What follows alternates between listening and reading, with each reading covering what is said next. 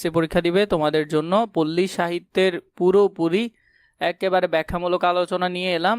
এবং কি তোমাদের নতুন বইয়ের মধ্যে পিডিএফটি খুবই বাজে এসেছে, মানে পিডিএফ এর মধ্যে লেখাগুলো ভালো করে দেখা যাচ্ছে না, তাই আমি তোমাদেরকে পুরাতন পিডিএফ এর সাথে মিল করে পড়ানোর চেষ্টা করব।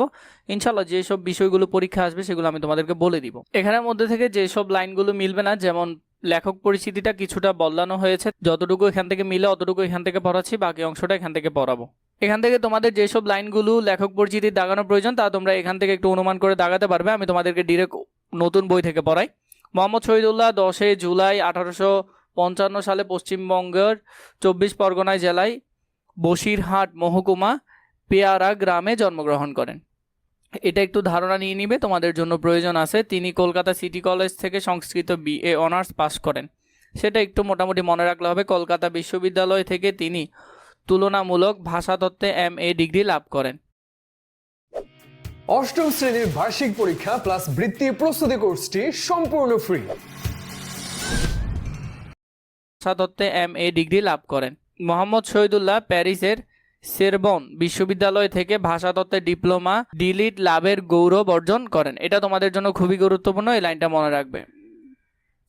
তিনি বাংলাদেশের বিভিন্ন কলেজ বিশ্ববিদ্যালয় বাংলা ভাষা সাহিত্য অধ্যাপক এবং অধ্যক্ষ স্বরূপ নিয়োজিত ছিলেন।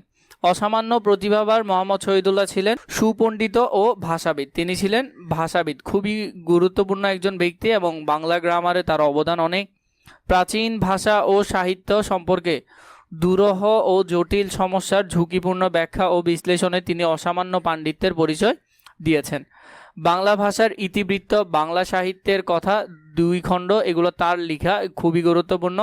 এবং বাংলা ভাষা ব্যাকরণ তার উল্লেখযোগ্য গ্রন্থ। তার অন্যতম কালজয়ী সম্পাদনা গ্রন্থ বাংলাদেশের আঞ্চলিক ভাষার অভিধান। তাহলে বাংলাদেশের আঞ্চলিক ভাষার অভিধান তার রচনা। শিশু পত্রিকা আঙ্গুর তারই সম্পাদনায় প্রকাশিত হয়, খুবই গুরুত্বপূর্ণ, মনে রাখবে। এছাড়া পাঠ্যপুস্তক, অনুবাদ এবং নানা মৌখিক রচনায় তিনি তার দক্ষতার পরিচয় দিয়েছেন। 13 জুলাই 1969 সালে ঢাকায় মোহাম্মদ শহীদুল্লাহ জীবনাসন ঘটে। কবি পরিচিতিটা তোমাদের নতুন বই থেকে পড়িয়ে দিলাম, এবং যেখানের মধ্যে যে আমাদের যে বিষয়গুলো আছে এগুলো কিন্তু আমরা এই বই থেকে পড়বো, কারণ এখানে খুবই ভালোভাবে দেখা যাচ্ছে। এবং তোমাদের এই লাইনগুলো দাগানো অনুসারে তোমরা চাইলে সুন্দর করে বইয়ে তুলে নিতে পারো। আমরা যদি পড়া শুরু করি, পল্লী গ্রামের শহরের মতো গায়ক বাদক নাটক না থাকলেও তার অভাব নেই।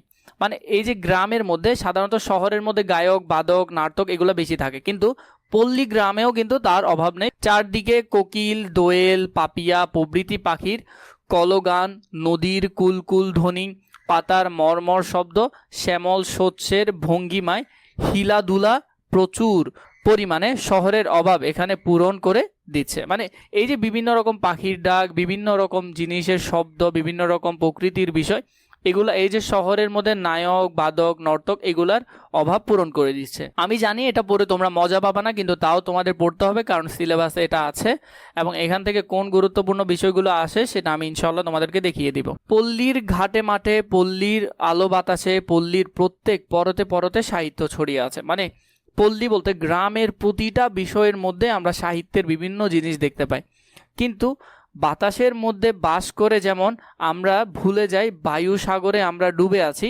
যেমন আমরা সবাই কিন্তু বাতাসের মধ্যে ভাসছি বা বাতাসের মধ্যে আছি, আমাদের সব সময় গায়ে বাতাস হাওয়া লাগছে, এরকম আমরা বাতাসে থেকে যেমন আমরা ভুলে গেছি যে আমরা বাতাসে ডুবে আছি, তেমনি পাড়া গায়ে থেকে আমাদের মনেই হয় না যে কত বড় সাহিত্য ও সাহিত্যের উপকরণ ছড়িয়ে আছে। এই জন্য গ্রামের বিভিন্ন জিনিস তুমি দেখবে যে গ্রামের মধ্যে যখন মানুষ পানি থেকে গাছ তোলে বা গাছ কাটে, তখন অনেকগুলো স্লোগান মানুষ দেয়, যে মারোটান হিয়া, এই ধরনের অনেকগুলো স্লোগান মানুষ দেয়। এগুলো কিন্তু পল্লী গ্রামের সম্পদ, কিন্তু আমরা সেখানে থেকে আমরা এগুলাকে ছোটোখাটো বিষয় মনে করি এবং তাচ্ছিল্য করি। শ্রদ্ধেয় ডাক্তার দীনেশচন্দ্র সেন, যেমন শ্রদ্ধেয় ডাক্তার দীনেশচন্দ্র সেন, এই লাইনটা খুবই গুরুত্বপূর্ণ, মৈমনসিংহ গীতিকা সংগ্রহ করে দেখিয়েছেন। তিনি কি সংগ্রহ করেছিলেন? মৈমনসিংহ গীতিকা। সাহিত্যের কি এক অমূল্য খনি পল্লী জননীর বুকে কোণে লুকিয়ে আছে।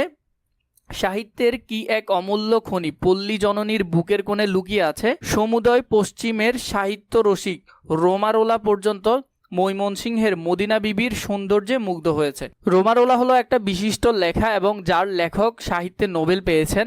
তিনি পর্যন্ত এই বাংলার, যেমন ময়মনসিংহের মদিনা বিবির সৌন্দর্যে কি হয়েছেন, এই যে বাংলার প্রকৃতি নিয়ে তিনি মুগ্ধ হয়েছেন। মনসুর বয়াতির মতো আরো কত পল্লী কবি শহরের চক্ষুর অগোচরে পল্লীতে আত্মগোপন করে আছে। কে তাদের সাহিত্যের মজলিসে এসে জগতের সঙ্গে চেনাশোনা করিয়ে দিবে। মানে এখানে বলছে গ্রামের বিভিন্ন রকম মানুষ যারা পল্লীর বিভিন্ন বিষয় নিয়ে লেখেন, কথা বলেন, পল্লীর বিভিন্ন কিছু সম্পর্কে জানেন, তারা কিন্তু অনেক পেছনে পড়ে আছে এবং তাদেরকে কে এরকম লিখেগুলো সংরক্ষণ করার কথা মনে করিয়ে দিবে। আজ যদি বাংলাদেশের প্রত্যেক পল্লী থেকে এইসব অজানা অচেনা কবিদের গাথা সংগ্রহ করে প্রকাশ করা হতো, তাহলে দেখা যেত বাংলার মুসলমান ও সাহিত্য সম্পদ কত ধনী। কিন্তু হায়, এই কাজের জন্য স্বেচ্ছাসেবক দল কই। মানে এখানে তিনি বলছেন যে বাংলার পল্লীর এইসব বিষয়গুলো যদি কেউ সংগ্রহ করতে পারতো,